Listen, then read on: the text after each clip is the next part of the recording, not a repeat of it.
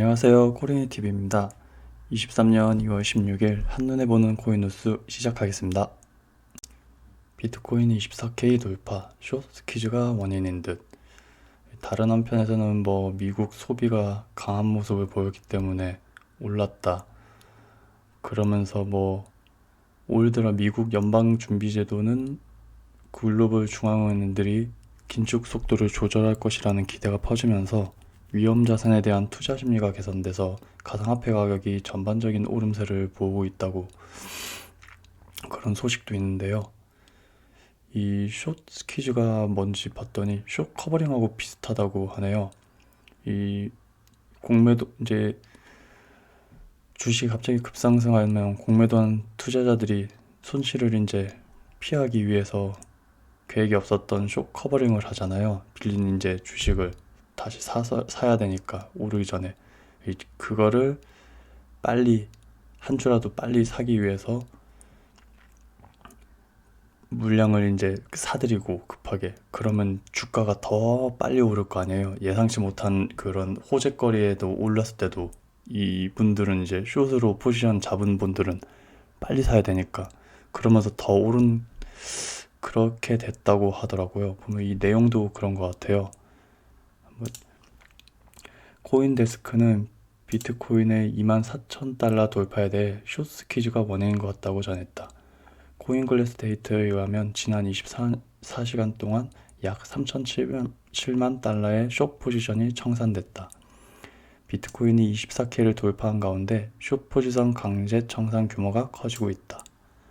코인별 강제 청산 규모는 비트코인 4,800만 달러, 이더리움 3,100달러, 앱토스 262만 달러 등이다. 비트코인 급등으로 알트코인들도 상승세를 나타내고 있다. 이더리움은 24시간 전보다 10% 상승한 1,665달러, BNB는 5.9% 오른 314달러, 리플은 5.5% 오른 0.3996달러에 거래되고 있다. 전체적으로 다 올랐다고 이렇게 말해주고 있네요. 오르고 나니까 갑자기 이런 기사도 떴네요. 암호화폐 시장 탐욕 국면 진입, 비트코인 9%, 이더리움 7% 상승했다고 적혀있고, 암호화폐 시장이 규제 리스크와 물가 압력을 덜어내고 급반등하고 있다. 오늘 이런 기사가 쏟아지고 있죠. 미국 뉴욕 증시 3대 지수 역시 하락 출발했지만 상승하며 작은 마감했고, 한국 증시도 오늘 나쁘진 않았던 것 같아요. 맞아요. 갤럭시 디지털 최고 경영자 CEO 마이크 노보크라츠가 비트코인은 이번 분기 내 3만 달러로 회복할 가능성이 높다고 말했다고 하네요. 두나무에서 제공하는 암호화폐 공포 탐욕 지수는 68.50으로 기록하며 탐욕 단계에 진입했다. 여기 있는데요. 현재의 국면은 탐욕이다. 탐욕적인 단계입니다. 지수가 점진적으로 상승하고 있습니다. 가격의 변동성과 거래량 또한 높아지고 있음을 의미합니다. 단기적인 고점이 형성될 수 있습니다. 이거 참 무서운 말인데 오르니까 또 이런 말도 나오네요. 기사거리에. 폴리곤에 대한 소식인데요. 폴리곤 강세, 모멘텀 지속 가능할까? 생태계 상황과 ZK EVM 출시 긍정적이라고 하는데 이 폴리곤이 이더리움 레이어 2 확장 솔루션 영지식 ZK EVM의 메인넷 베타 테스트가 3월 27일에 출시될 것이라고 발표했다고 하는데요. 이 출시는 프로젝트 개발의 중요한 이정표를 나타내며 이더리움 앱이 작동하는 방식을 변환할 예정이라고 합니다. ZK EVM은 암호화폐와 블록체인 기술을 모두 개선하도록 설계된 영지식 롤업이라는데요. 이 방법은 거래량을 늘리는 동시에 비용을 줄이는 것을 약속하기 때문에 블록체인이 어떻게 발전해야 하는지에 대한 문제 실행 가능한 솔루션이라고 하는데요. 되게 들으면 엄청 좋게 발전하는 것처럼 들리는데요. 이것도 저도 한번 공부해서 알아보도록 하겠습니다. 최근 ZK EVM 영지식이란 베타 버전 출시 재료를 바탕으로 좋은 성적을 거두고 있는 폴리곤이 긍정적 모멘텀을 지속해 나갈 수 있을지 여부에 관심이 쏠리고 있다고 하는데요. 코인텔레그래프 폴리곤의 향후 움직임은 암호화폐 시장의 대표 주자인 비트코인과 이더리움의 상승 추세 유지 여부에도 좌우될 것으로 보입니다. 코인텔레그래프에 따르면 폴리곤 선물 시장 데이터는 트레이너들의 강세 분위기를 보여준다고 하네요. 현재 폴리곤 선물 미결제 약정은 2022년 최고 수준을 향해 증가하고 있으며 선물시장에서 롱숏 비율은 1.58로 조사했고, 이는 폴리곤 가격 상승 베팅이 하락 베팅보다 많다는 것을 의미한다고 하네요. 나쁘진 않은 것 같은데요. 글래스노드 차트는 폴리곤 가격이 0.75달러에서 1.25달러 수준으로 상승하는 과정에서 거래소의 폴리곤 유입이 늘지 않았음을 보여준다. 이는 투자자의 자신감을 시사하는 것이며, 투자자들은 폴리곤이 0.75달러 지선 안으로 떨어지지 않는 한 폴리곤을 매각하지 않을 것 같다고 코인텔레그래프는 분석했다고 하는데요. 차트를 한번 보면, 지금 이 시간 차트를 보니까요, 나쁘지는 않은 것 같아요. 이렇게 상장한 뒤로 이렇게 주가가 흘러가고 있는데, 거래량도 있고요. 이 윗꼬리 그리면서 지금 엄청, 여기 돌파하면 이 매물대 돌파하고 이쪽만 돌파해서 이렇게 간다면 위에 매물이 없는 거잖아요. 나쁘진 않은 것 같아요. 바이낸스 최고 전략 책임자가 미국 내 법적 조사 해결 위해 벌금을 지불할 거라고 하네요. 패트릭 힐만은 월스트리트 저널 인터뷰에서 바이낸스는 소프트웨어 엔지니어가 주도하는 기업으로 출발해 빠르게 성장했다면서, 그들은 뇌물수수, 부패, 돈 세탁, 경제제재 위험을 해결하기 위해 제정된 법률과 규정에 익숙치 않았다고 말했네요. 그는 바이낸스가 초기 규제 공백기를 메우기 위해 고군분투했지만 규제당국은 여전히 과거 행위에 대해 벌금을 부과할 것으로 예상된다고 말했다고 하네요. 최근 몇 달 동안 미국 증권거래위원회 SEC, 요새 많이 나온 자체 사법 집행을 강화하고 암호화폐 사업의 핵심 제품과 서비스에 대한 접근을 차단하고 있다고 하네요. 이 말도 진짜 많이 지금 요새 많이 들었죠. SEC는 팍소스에 대해서도 스테이블 코인 바이낸스에 대해 사법 조치를 취할 예정이라고 월스트리트 저널을 보도한 바 있다. 뉴욕 금융서비스국은 이미 팍소스에게 BUSD 발행 중단을 명령했고, 팍소스도 이 결정을 따랐다. 그리고 이 밑에 있는 거는 좀 웃기기도 하고 우습기도 하고 해서 한번 가져봤는데, 미국 전문 변호사, 리플 싫어하던 사람들 리플 응원 시작. 이 사람들 뭐죠? 리플 막 안 좋게 보다가 리플을 싫어하던 사람들도 리플이 이기기를 바라고 기도하고 있다고 말했다. 참, 이 사람들 진짜. 리플은 다른 프로젝트보다 3년 앞서 출발, SEC와 소송했다. SEC와 연관된 많은 암호화폐 기업의 운명이 리플의 방어 여부에 달려있다고 강조했다. 그렇죠. 이 몇 달 전에 상폐된 이 또 위믹스가 다시 재상장했다고 하는데요. 이 닥사가 뭐냐면, 코인원을 비롯해 업비트비썸, 코비, 코박스 등 국내 5대 거래소로 구성된 디지털 자산거래소의 공동 협의체라고 하네요.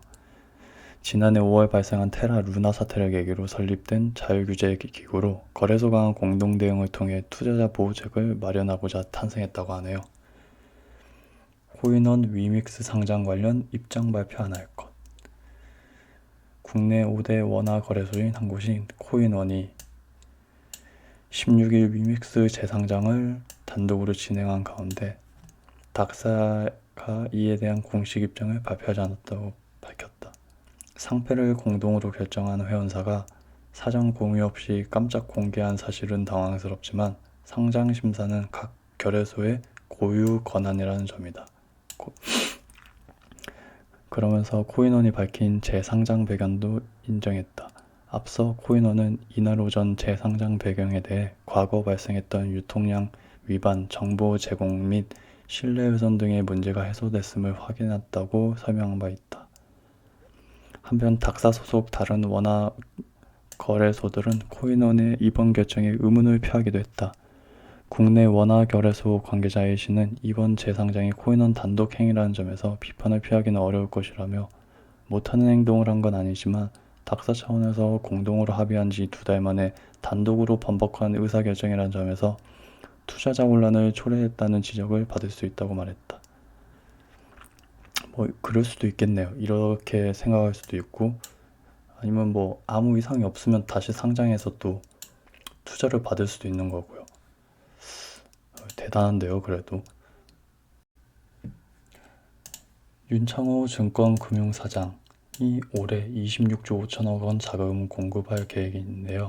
토큰 증권 발행 시 투자자 보호에 기여한다고 하네요. 좋은 소식인데요. 윤창호 한국증권금융사장이 올해 26조 5천억 규모의 자금을 공급할 계획이라고 합니다. 토큰 증권 발행 유통 투자자 보호에 기여하겠다고. 16일 서울 여의도에서 기자간담회를 열고 STO 투자자 보호 방안, 시장 안전 기여, 디지털 번화 대응을 중심으로 2023년도 주 사업을 추진해 나갈 계획이라고 말했다고 하는데요. 한국증권금융은 올해 정부가 발표한 2023년 경제정책 방향에 따라 시장 위기 시 여유 재원을 활용해 증권업의 유동성 지원을 이어나갈 방침이라고 하네요. 금융위 가이드라인에 따르면 블록체인 기술에 기반해 부동산, 미술품 등의 조각 투자를 할 수 있는 토큰 증권 발행이 이르면 내년에 허용된다. 현재 광고하는 거 본 것 같아요. 조각 투자 관련 투자자 예치금은 증권사를 통해 증권금융에 별도 예치돼 안전하게 관리 중이다. 윤 사장은 STO는 일반 주식 투자와 동일하게 투자자가 증권사에 계좌를 개설하고 자금을 예치하게 되면 증권금융에 해당 자금이 별도 예치된다며 파산 등 불의의 사고 시 투자자에게 반환 역할을 하면서 투자자 보호에 기여할 방침이라고 설명했다고 하네요.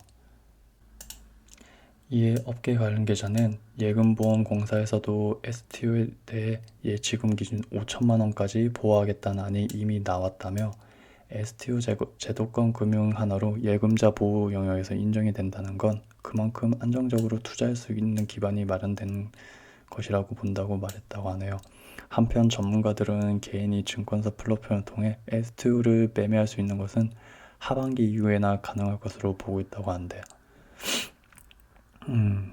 그리고 정부에서 메타버스 산업 증원에 올해 2233억이 투입된다고 하는데요. 이것도 더 투입이 될 것 같은데 계속 열심히 노력해 줬으면 좋겠어요, 정부에서도. 비트코인 25K까지 급등, 일부 거래 펌프 의혹.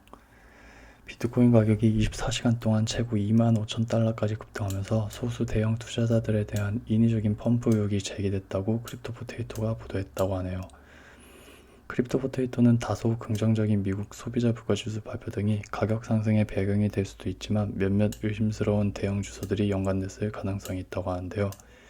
이렇게 말하기도 한데 이 주소들의 소유자가 기관인지 또 다른 고래들이 대형 거래에 참여한 것인지는 문제라고 지적했다고 한데요.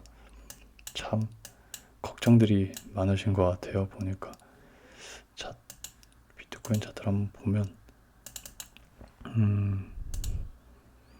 딱 이 가격대에서 이렇게 횡보를 하고 있는데요. 잠시 쉬고 있는 것 같아요. 또 좋은 소식이 들리거나 뭐 악재가 해결됐다고 하면 금방이라도 또 올라갈 수는 있겠죠. 그거는 뭐 신만이 알 수 있으니까 무당도 아니고. 이렇게 지금 이렇게 내려간 지 1년 됐으니까 오르는데도 당연히 꽤 오래 걸리겠죠. 지금은 살려면 한 비트코인, 이더리움 정도 살 것 같아요. 다른 알트코인은 단기 매매성으로 이제 들어가겠죠. 사람마다 투자 방식이 다르니까요. 저도 아직 초보인지라 조심스러운데요. 그래도 비트코인하고 이더리움은 괜찮은 것 같아요. 투자하기에는. 이번 영상은 여기까지 제가 준비했고요. 이제 또 다음 영상 준비해서 찾아뵙겠습니다. 영상 끝까지 들어주셔서 감사합니다.